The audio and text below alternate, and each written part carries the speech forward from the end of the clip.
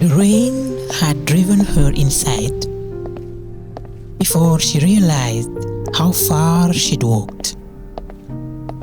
She found herself in an old public building, one of those places you pass 100 times without ever wondering what happens inside.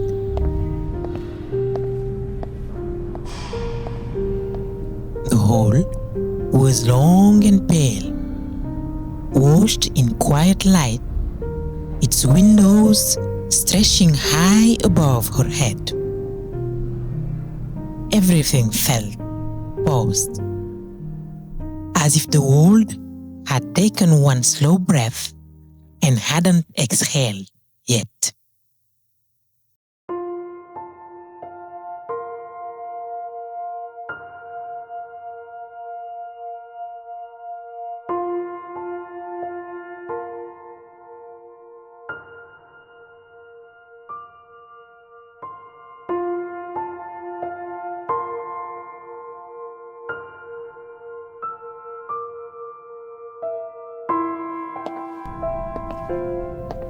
Elara moved through the space without hurry, letting the silence settle around her.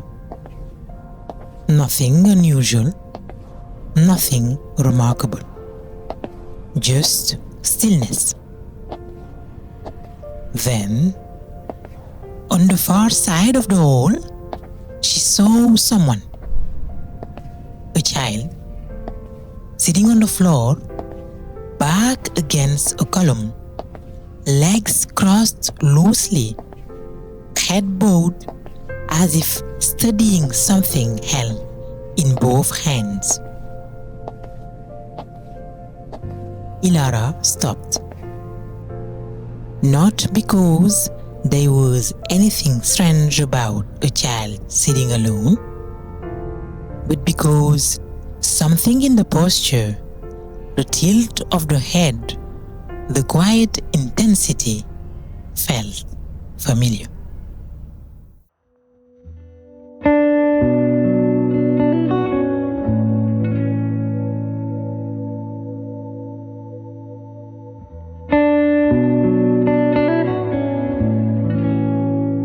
She took a step forward. The child didn't move, didn't look back, didn't flinch, just existed in that pool of quiet light as if the moment belonged entirely to them. Elara walked closer until she could see the object the child held. A small, ordinary something. Not a toy, not a book, not anything she could name.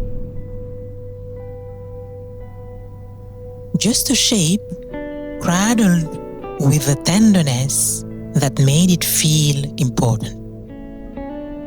Then the child lifted their head and looked at her. The look was not frightened, not surprised, not curious. It was something deeper, a clarity that felt older than childhood, and younger than memory.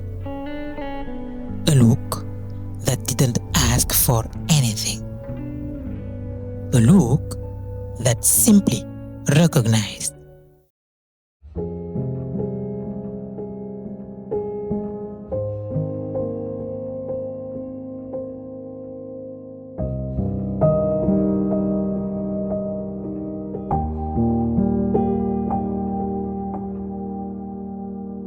The child shifted slightly, just enough to invite her to sit. Elara hesitated. The all around her was silent, but the silence felt full, as if something unspoken waited to be understood. She sat down beside the child, not close, but near enough to share the same quiet. The child opened her hands and offered her the object. It wasn't anything mystical. It wasn't even clear. Just a small, warm something, a piece of the world made simple. But the moment she touched it, an old feeling rose in her chest. Not a memory she could see, but a memory she could feel. A certainty she had once known before she learned to question everything. An echo of who she was before the world became loud. Her breath caught. Not for shock, but for recognition. The child watched her gently, with that same steady clarity, and then spoke, the voice soft, level, unburdened. You already know.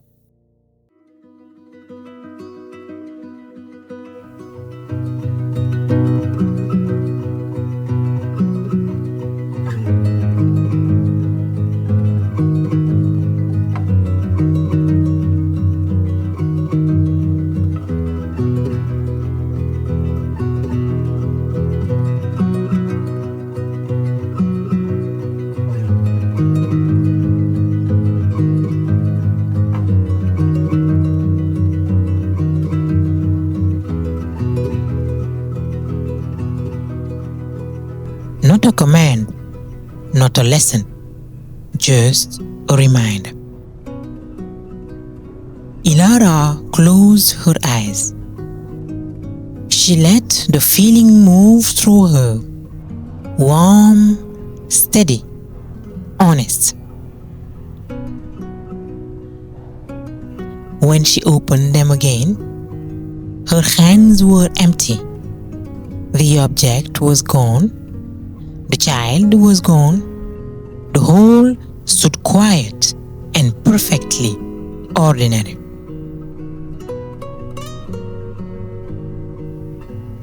Had someone walked past?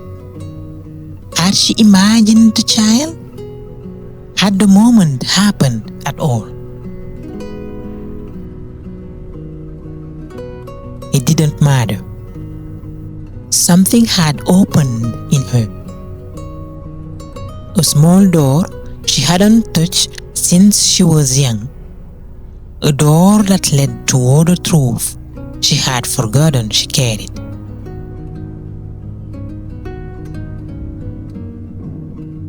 She stood slowly, breathing deeply, as if her body had just remembered something her mind has misplaced.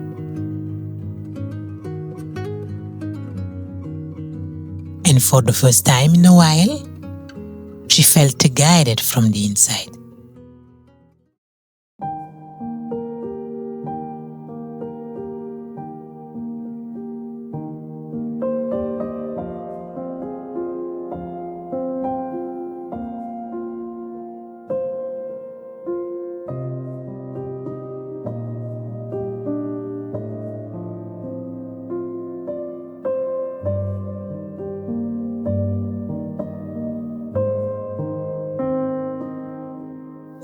moments when the past does not return as memory, but as a recognition, a quiet knowing that rises without explanation. The child we once were is not a story, not a photograph, not a closed chapter. It is a pulse, a direction, a clarity untouched by fear. It waits in the quiet corners, in the soft light, in the places where our mind finally slows enough to hear what has been calling for years. And when we meet it, even for a breath, something in us remembers what it means to walk toward ourselves.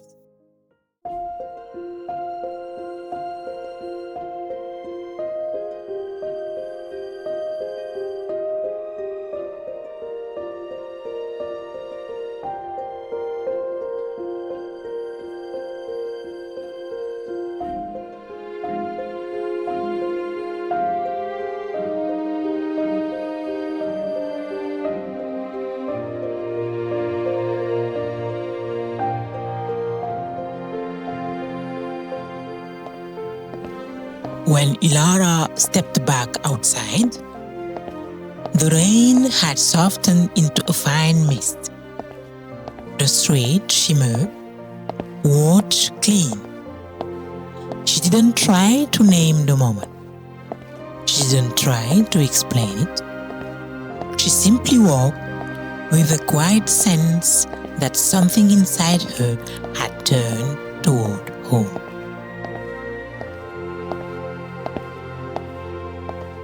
Not a destination, a direction, and that was enough.